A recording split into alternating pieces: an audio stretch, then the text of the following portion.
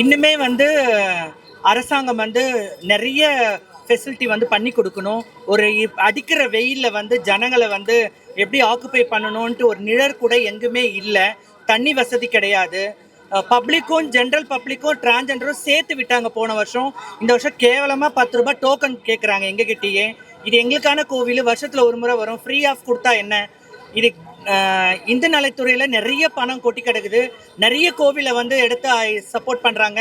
அதில் one of the கோவிலாக கூத்தாண்டவர் கோவிலும் இருக்கும்போது ஏன் திருநங்கைகளுக்கு அந்த ஃபெசிலிட்டியை வந்து கொடுக்கறதுக்கு இந்த அரசாங்கம் இன்னும் முன் வரல? சரியான ஃபெசிலிட்டி கிடையாது, தண்ணி வசதி கிடையாது, ரெண்டாவது டாய்லெட் கிடையாது. 50 டாய்லெட் இருக்குன்னு சொல்கிறாங்க. அந்த 50 டாய்லெட்டில் தண்ணி வந்தால் தான் மக்கள் வந்து போவாங்க.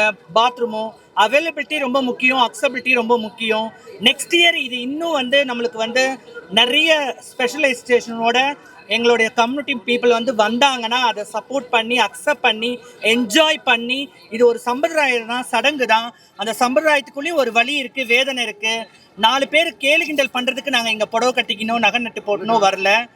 ஆனால் எங்களுக்கான தெய்வத்தை பார்க்க வந்திருக்கிறோம். அதுக்கு இன்னும் திறமை உள்ள நிறைய பேர் இருக்கிறதுனால எங்களுக்கான அந்த ஸ்பெஷலைசேஷன் கரெக்டாக பண்ணி கொடுத்தா நல்லா இருக்கும்னு கேட்டுக்கிறேன்.